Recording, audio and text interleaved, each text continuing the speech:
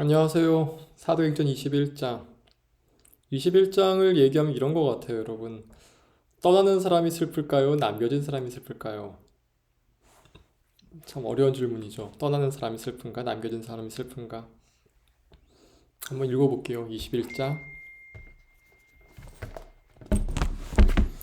우리가 그들을 작별하고 배를 타고 바로고스로 가서 이튿날 로도에 이르러 거기서부터 바다라에 가서 베니게로 건너가는 배를 만나서 타고 가다가 구브로를 바라보고 이를 왼편에 두고 수리아로 항해하여 두로에서 상륙하니 거기서 배의 짐을 풀려 함이러라. 제자들을 찾아 거기서 이레를 머물더니 그 제자들이 성령의 감동으로 바울더러 예루살렘에 들어가지 말라 하더라. 이 여러 날을 지낸 후 우리가 떠나갈새 그들이 다 그 처자와 함께 성문 밖까지 전송하거늘 우리가 바닷가에서 무릎을 꿇어 기도하고 서로 작별한 후 우리는 배에 오르고 그들은 집으로 돌아가니라. 두로를 떠나 항해를 다 마치고 돌레마이에 이르러 형제들에게 안부를 묻고 그들과 함께 하루를 있다가 이튿날 떠나 가이사랴에 이르러 일곱 지사 중 하나인 전도자 빌립의 집에 들어가서 머무르니라. 그에게 딸 넷이 있으니 처녀로 예언하는 자라. 여러 날 머물러 있더니 아가보라 하는 한 선지자가 유대로부터 내려와 우리에게 와서 바울의 띠를 가져다가 자기 수족을 잡아 매고 말하기를 성령이 말씀하시되 예루살렘에서 유대인들이 이같이 이 띠 임자를 결박하여 이방인의 손에 넘겨주리라 하거늘 우리가 그 말을 듣고 그곳 사람들과 더불어 바울에게 예루살렘으로 올라가지 말라 권하니 바울이 대답하되 여러분이 어찌하여 울어 내 마음을 상하게 하느냐 나는 주 예수의 이름을 위하여 결박당할 뿐 아니라 예루살렘에서 죽을 것도 각오하였노라 하니 그가 권함을 받지 아니하므로 우리가 주의 뜻대로 이루어지이다 하고 그쳤노라. 이 여러 날 후에 여장을 꾸려 예루살렘으로 올라갈새 가이사랴의 몇 제자가 함께하며 한 오래 제자 구브로 사람 나손을 데리고 가니 이는 우리가 그의 집에 머물려 함이라.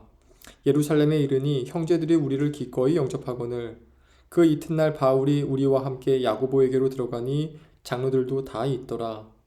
바울이 무난하고 하나님이 자기의 사역으로 말미암아 이방 가운데서 하신 일을 낱낱이 말하니 그들이 듣고 하나님께 영광을 돌리고 바울더러 이르되 형제여 그대도 보는 바에 유대인 중에 믿는 자 수만 명이 있으니 다 율법의 열성을 가진 자라.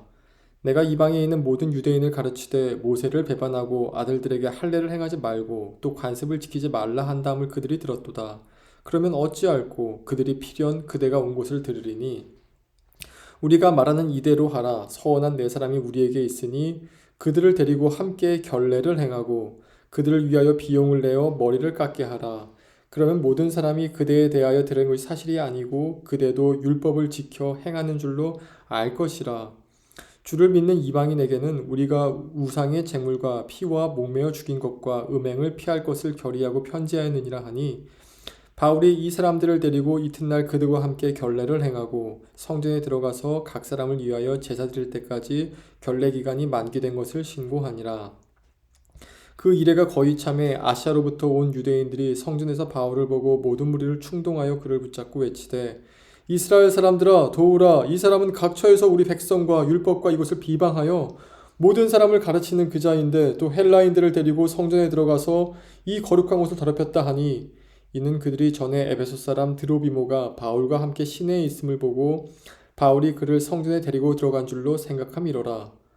온 성이 소동하여 백성이 달려와 모여 바울을 잡아 성전 밖으로 끌고 나가니 문들이 곧 닫히더라. 그들이 그를 죽이려 할 때 온 예루살렘이 요란하다는 소문이 군대의 천부장에게 들리매 그가 급히 군인들과 백부장들을 거느리고 달려 내려가니 그들이 천부장과 군인들을 보고 바울 치기를 그치는지라. 이에 천부장이 가까이 가서 바울을 잡아 두 쇠사슬로 결박하라 명하고 그가 누구이며 그가 무슨 일을 하였느냐 물으니 무리 가운데 어떤 이는 이런 말로 어떤 이는 저런 말로 소리치거늘 천부장이 소동으로 말미암아 진상을 알 수 없어 그를 영내로 데려가라 명하니라. 바울이 층대에 이를 때 무리의 폭행으로 말미암아 군세들에게 들려가니 이는 백성의 무리가 그를 없이 하자고 외치며 따라가미러라. 바울을 데리고 영내로 들어가려 할 그때 바울이 천부장에게 이르되 내가 당신에게 말할 수 있느냐 이르되 내가 헬라말을 아느냐 그러면 내가 이전에 소요를 일으켜 자객 4,000명을 거느리고 광야로 가던 애굽인이 아니냐 바울이 이르되 나는 유대인이라 소읍이 아닌 길리기아 다소시의 시민이니 청컨대 백성에게 말하기를 허락하라 하니 천부장이 허락하기를 바울이 층대 위에 서서 백성에게 손짓하여 매우 조용히 한 후에 히브리 말로 말하니라. 아멘. 예, 바울이 계속 떠나가죠. 떠나고 또 만나고 떠나고 만나고. 그동안에 다 이방인에선 다 바울을 말려요. 거기 가면 죽는다고 말이죠. 근데 바울은 들어갑니다. 죽는 거 나도 안다. 그런데 때로는 죽는 것이 주님의 뜻이다. 죽을지라도 그것을 하는 것이 주님의 뜻이다. 참 주님의 뜻이 뭘까요? 라는 생각에 많은 생각이 듭니다. 뜻이란 말이 신약성경에 보면은 두 가지 단어로 되어 있어요. 뜻이 기억이 안 나. 단어가 기억이 안 나는 헬라어로 보면은 첫 번째 단어는 바렘이란 뜻이에요. 바렘. 가령 이런 거 있죠. 주님의 뜻은 모든 사람이 구원에 이르고 하나님 알기를 원하신다. 이렇게 하는 구절이 디모데서에 있는데 거기서 뜻은 주님의 바렘이에요. 왜냐하면 계시록에 보면은 우리는 알고 있기를 모든 사람이 구원받는 건 아니라고 분명히 계시록에 증거되어 있지 않습니까? 모든 사람이 구원받지 못한다 하시더라도 주님의 바람이 있어요. 그것은 모든 사람이 구원에 이르기를, 이것도 재밌어요. 구원받기를이 아니라 구원에 이르기를 원하신다는 거죠. 이게 첫 번째 뜻에 대한 첫 번째 정의가 일단 두 번째 뜻은 뭐냐면 주님이 하려고 마음 먹으신 것이에요. 난 너를 심판할 거야. 난 너를 구원할 거야. 난 이 일을 반드시 이룰 거야 하는 그 계획의 의미에서 뜻이 있어요. 우리가 보통 뜻을 생각할 때 하나님, 저는 누구랑 결혼하는 것이 주님의 뜻입니까? 주님 어느 직장에 가는 것이 주님의 뜻입니까? 했을 때 아마 그 뜻은 주님의 계획에 가까울 것 같아요. 그러나 주님의 계획은 성경에 나오는 거 보면은 어떤 한 사람을 이렇게 빌드업 해가는 것보다는 큰 구원의 역사를 흘러나가실 때 그 구원의 역사에 그 사람을 동참케 하셔서 어떤 역할을 감당하게 하는 것이 주님의 계획의 보통이 있지, 어떤 한 인생이 이렇게 저렇게 저렇게 이렇게 되는 것이 나의 뜻이다는 것은 사실 나오지가 않아요. 그것은 나오지가 않아요. 그러니까 주님의 뜻이 내가 어떻게 하면 잘 먹고 잘 살까 쪽으로 가는 것도 아니고 어떻게 하면 내가 성공에 이를까도 거기에 있지 않아요. 때로는 복을 부으셔가지고 야베스처럼 복을 부어주셔가지고 그 사람이 이렇게 하기도 하지만 그럼 뭐 예수님은 복 제일 못 받은 사람이게요. 33살에 사형당했는데 못소리야. 뭐 지금으로 돈도 없어. 뭐 지금으로 봐선 그게 제일 어떻게 불쌍해 보이지 않습니까? 33살인데 못쏠, 직업도 없고 사형당했어. 그럼 예수님이 복 받지 못한 사람인 건가요? 그것도 아니죠. 그럼 우리가 여러분 주님의 뜻이 무엇인가 볼 때 바울의 삶에서 그럼 바울이 고통받는 게 주님의 뜻이었는가? 주님의 계획이었는가? 뭐 하나님은 그럼 변태인가? 마조히스트인가? 누구 괴롭히는 걸 좋아하는? 그렇게 보면은 되게 단편적이에요. 단편적. 주님의 계획은, 주님의 뜻은, 원하시던 바는 누군가가 예루살렘과 로마에 들어가서 복음을 증거하는 것이었어요. 그것은 예루살렘뿐만 아니라 저 사우디아라비아 메카도 마찬가지고 북한의 평양도 마찬가지죠. 누군가는 거기 가서 복음 증거하기를 원하십니다. 근데 그 복음 증거로 들어갔을 때 필연적으로 당하는 고난이 있어요. 그것은 하나님께서 예배해 두신 것이 아니라 이 땅이 악하기 때문에 받는 고난이 있다는 거죠. 여러분이 우리가 그리스도인으로 살아갈 때 필연적으로 당하는 고난들이 있어요. 조롱도 있고요. 그거는 주님의 뜻이 아니라 이 땅이 악하기 때문에 일어난 것이에요. 가령 누군가의 부모님이 이혼을 했다 칩시다. 그 이혼한 자녀가 하나님께 이렇게 기도해요. 주님, 저희 부모님이 이혼한 것이 주님의 뜻입니까? 주님의 계획이었습니까? 아니죠. 인간의 죄가 그것을 만들어낸 거죠. 그리고 하나님께서는 그 자유를 허락하셨던 것이고요. 그리고 그 자유 안에 책임도 물으시고 구원의 기회도 함께 놓아두셨죠. 하나님이 인간을 너무 사랑하세요. 감히 어떤 뭐로 측량할 수 없을 정도로. 그 사랑하심 가운데 주님의 계획을 따라가고 주님의 바램을 따라가는 사람들이 있습니다. 그게 저와 여러분이 되었으면 좋겠어요. 진실로요. 사도행전 읽을 때마다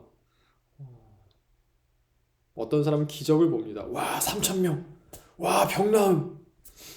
저 사도행전은 뭐 몇 번째 읽은지도 기억이 안 나는데 읽을 때마다 제 마음에 오는 것은 하나님의 시선이 계속해서 작은 자들로 가고 있다는 거예요. 와, 이것이 아니라 숨겨져 있는 작은 자, 그 작은 자에 가기 위해 필연적으로 통과해야 될 고통, 누가 갈 것인가? 바울이 가자 시선이 바울에게 가고, 빌립이 가자 시선이 빌립에게로 가고. 여러분 주위에 있는 작은 자는 누굽니까? 그 사람의 복음을 증거하기 위해 필연적으로 고통을 감당해야만 하는 그 자리는 누굽니까?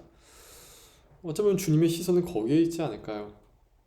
사도행전 21장 읽었는데 우리가 28장까지 있죠. 29장을 써내려간다고 있는데 전 사도행전이 영웅들의 이야기라고 생각하지 않아요. 바울이 로마서를 쓴 게 이게 하나님, 로마서 잘 썼죠. 하나님 말씀이고 거기에 주님의 뜻이 계시되어 있고 그런 의미에서 로마서가 귀한 것이지. 여러분 뭐 세네카의 명상록이나 우리나라 다산 정약용 선생의 글을 읽어보면은 글 솜씨나 글에 담겨진 인간적인 지혜의 깊이는 못지 않아요. 한번 읽어보세요. 니체 책도 한번 읽어보시고. 그러나 그럼 거기에 그리스도의 피 묻은 그리스도의 복음이 있는가는 로마서밖에 없기 때문에, 뭐 다른 성경에밖에 없기 때문에 우리는 성경을 귀하게 보는 거죠. 사도행전이 영웅들의 이야기라고요? 아니요, 절대로요. 사도행전은 그냥 하나님을 믿고 그 시대를 살아갔던 순종했던 한 사람, 몇 사람의 이야기입니다. 어쩌면 지금도 천국에서는 그러한 기록들이 계속 기록되어지고 읽혀지고 있는지도 모르죠. 잡설이 길었는데 저도 여러분도 있는 자리에서 그리스도의 사도로 살아가십시다. 그리스도의 복음 증거하는 자로 살아가십시다. 기도하겠습니다. 하나님 아버지 은혜를 감사합니다. 우리의 삶 가운데 주님의 뜻이 무엇인지, 또 주님의 바람이 무엇이고 계획이 무엇인지 다 알 수는 없지만 그래도 있는 그 자리 가운데서 정결하고 예수를 바라보고 온전히 살아감으로 주 앞에 나아갑니다. 주님 함께 하시고 역사하여 주시옵소서. 예수님 이름으로 기도하였습니다. 아멘. 오늘이 성금요일이죠. 오늘 오전 9시경 예수님이 못 박히셨고 오후 3시경까지 매달리시다가 3시경에 돌아가셨죠. 이 성금요일을 우리 기억하면서 예수님 십자가를 묵상하십시다. 다음 주에 보십시다.